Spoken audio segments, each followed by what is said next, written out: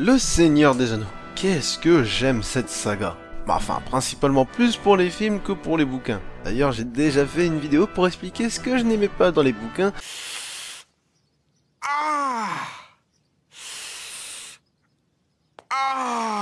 Mais afin de rétablir l'équilibre dans la force, je me suis dit qu'en plus du concept des réflexions stupides, qui est de parler avec second degré de l'univers de l'œuvre, il serait bon de profiter de l'occasion pour énumérer les critiques que je peux adresser à la saga de Peter Jackson.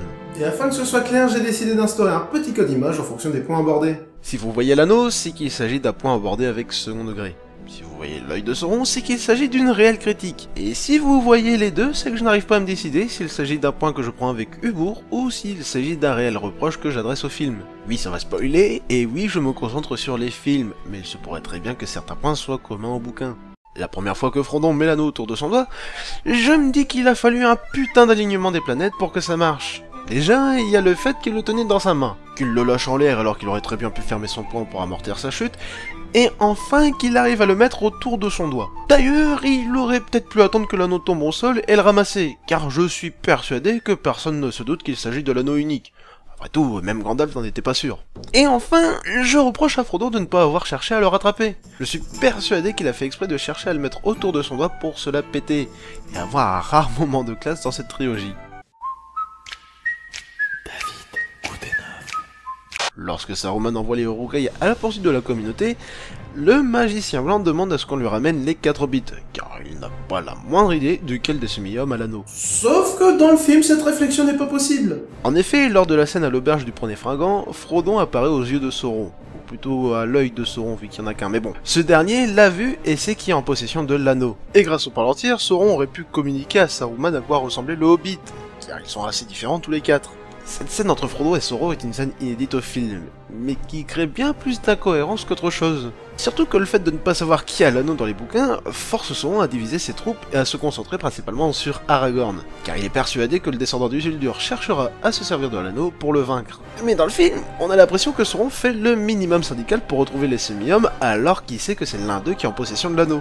D'ailleurs, lorsque les Uruk chopent Pippin et Merry, ils s'arrêtent là et entrent en Isengard. Et ils en ont rien à branler de se dire qu'il y a peut-être d'autres hobbits et que ceux qu'ils ont chopés ne sont peut-être même pas en possession de l'anneau. Heureusement que Homer les a butés, car je pense que Saruman aurait pété un plomb. Et au passage, il devrait zigouiller le représentant syndical des forces du mal, histoire qu'il se bouge le cul. Les Nazgûl nous sont présentés comme une des plus grandes, si ce n'est la plus grande menace parmi les armées de Sauron. Quasiment intuables, et en plus quand t'arrives à les tuer, ton corps morfle un peu. Mais vous mettez un petit point d'eau et vous en êtes débarrassé.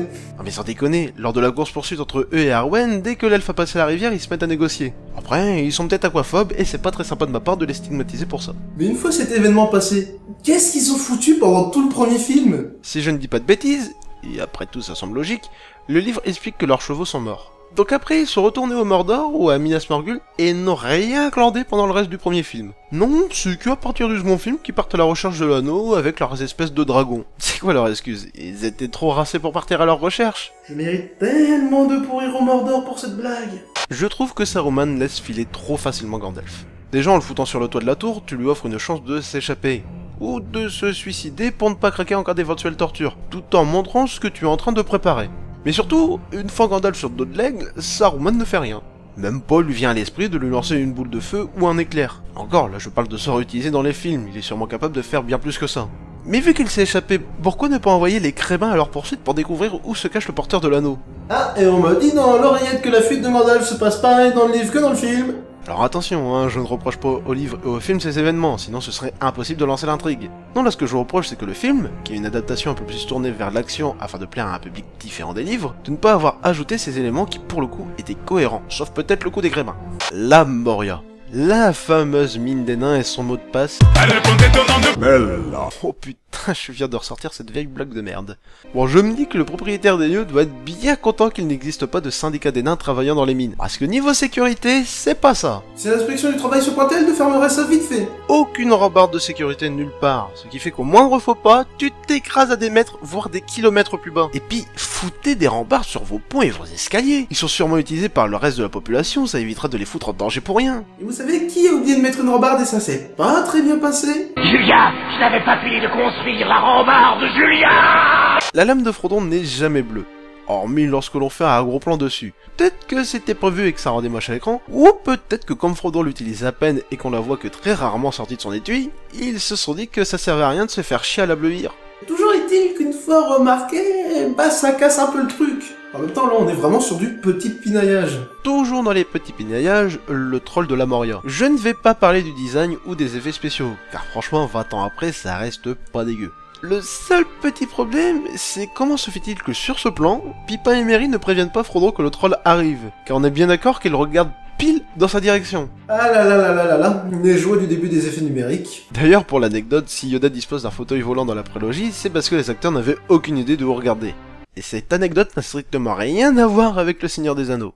Gandalf contre le Balrog. Allez, on se fait un petit kiff. Ne passerez pas. Et juste pour les fans de la VO. Et au feu rouge. Ne passerez pas. Mais bref, Gandalf se retrouve en tête à tête face au Balrog, pendant que le reste de la communauté regarde en loin ce combat, où ils se savent impuissants. Bon, je ne vais pas râler contre la communauté qui ne fout rien pendant le combat, même pas un petit encouragement. Par contre, une fois le combat fini, quand Gandalf se retient comme il peut pour éviter de tomber, vous auriez pu vous bouger votre cul pour le remonter. Le seul qui réagit et qui est prêt à aider le magicien gris, c'est Frodon. Et c'est moi ou Boromir le retient d'aller l'aider. Putain, quand vous pleurez comme des madeleines juste après, alors que vous avez rien fait pour essayer de l'aider, vous vous foutez de notre gueule. Après, je suis d'accord, la scène est classe. Dans l'adaptation de Ralph Bakshi, c'est certes plus crédible, mais ça perd en intensité. Mais je suis désolé. Pourquoi ne pas aller l'aider, sachant que personne n'attaque? Et si jamais les gobelins voulaient attaquer, ce serait à distance, d'où la possibilité d'utiliser le bouclier de Boromir pour se protéger, tandis que les autres remontent Gandalf. D'ailleurs, en parlant du bouclier de Boromir, à quel putain de moment tu ne te dis que ça sert à rien de prendre ton bouclier? Hein?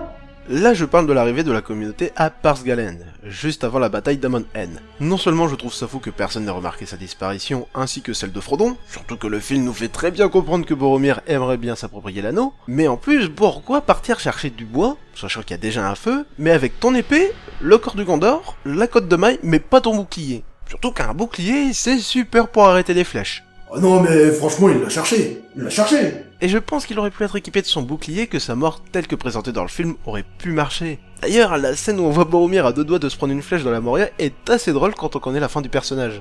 Vite fait parce que ça me fait rire, mais quand Legolas dit qu'il faut se dépêcher de rejoindre Frodo et Sam, on est d'accord qu'il abandonne Pipin et Merry aux mains des Uruk-hai. Mais quel gros bâtard!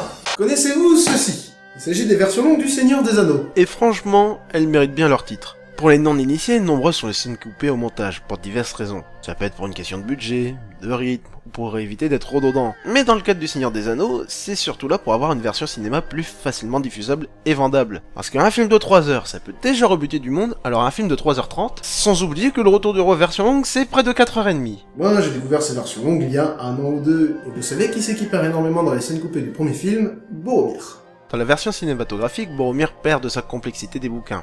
On comprend qu'il veut l'anneau et qu'il se fait corrompre facilement. Et s'il veut l'anneau, c'est pour protéger le Gondor. Mais dans les scènes coupées, on comprend beaucoup mieux d'où vient cette volonté de récupérer l'anneau ainsi que la mentalité du personnage. Dans cette scène, on voit Boromir et l'armée du Gondor remporter une bataille à Osgiliath. On voit un Boromir proche des siens, mais quand arrive Denethor, qui demande à Boromir de se rendre à Elrond pour le conseil, tout se chamboule dans la vie du Gondorien.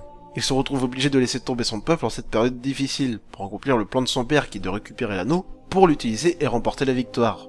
Ça ajoute de la complexité et du sens au personnage, car Boromir est ainsi terrien entre son envie de protéger le Gondor coûte que coûte, d'accomplir le plan de son père et sauver la Terre du Milieu en allant à la montagne du destin détruire l'anneau, alors que sur le papier, ça reste un plan qui a peu de chances de marcher.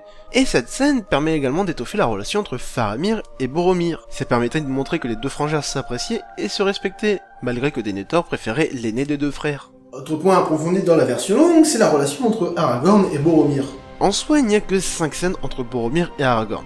Celle autour de Narsil et celle dans le col de Caradhras, où on sent que leur relation est assez tendue. Celle du conseil, où Boromir apprend la réelle identité du descendant d'Isildur, celle en Lothlórien, qui en dévoile un peu plus sur les personnalités de Boromir et d'Aragorn et leur ressortie sur le Gondor, et enfin la mort de Boromir. Et en réalité, j'ai toujours trouvé que Boromir reconnaissait la légitimité d'Aragorn un peu trop soudainement. La seule scène où il y a un rapprochement, c'est en Lothlórien, mais ça n'est pas assez pour un tel changement. Mais quand tu découvres la version longue, c'est tout de suite plus logique. Tu as une toute petite séquence de la Moria où Aragorn sauve la peau de Boromir, permettant de montrer le respect d'Aragorn pour le fils de l'intendant du Gondor, malgré ce qui s'est passé lors de l'ascension du col de Caradhras. Puis vu la très courte longueur de ce passage, ça aurait très bien pu apparaître dans la version cinéma. En plus de ça, nous avons une autre conversation entre les deux hommes lors de leur traversée de l'Anduin, qui est, je trouve, importante pour le dénouement de ce qui va arriver à la mort de Boromir. Et en plus, elle permet de montrer que Gollum est toujours à leur trousse, ce qui évite de le faire sortir de nulle part lors du second film. Mais du deuxième et du troisième film, nous en reparlerons dans une prochaine vidéo. Le film où j'avais le plus de choses à dire, c'est le premier, et c'est normal, car c'est le film qui est chargé de poser les bases de l'univers, de nous présenter les personnages, tout en étant obligé de faire des choix pour rendre le film attrayant pour les spectateurs, et ainsi leur donner envie d'aller voir la suite. Ce n'est donc pas totalement illogique que je me retrouve avec énormément de points dans cette première vidéo. Mais promis, je vous fais une vraie conclusion de la saga dans la deuxième vidéo, qui devrait sortir d'ici 2 semaines si tout se passe bien, donc abonnez-vous. Je déteste faire ça. Voilà, c'est la fin de cette vidéo, j'espère qu'elle vous a plu, n'hésitez pas à laisser un commentaire pour donner votre avis sur le sujet, à mettre un petit pouce bleu, à partager la vidéo sur les réseaux sociaux afin d'aider la chaîne, et à vous abonner pour ne pas rater les prochaines vidéos. Allez, salut tout le monde.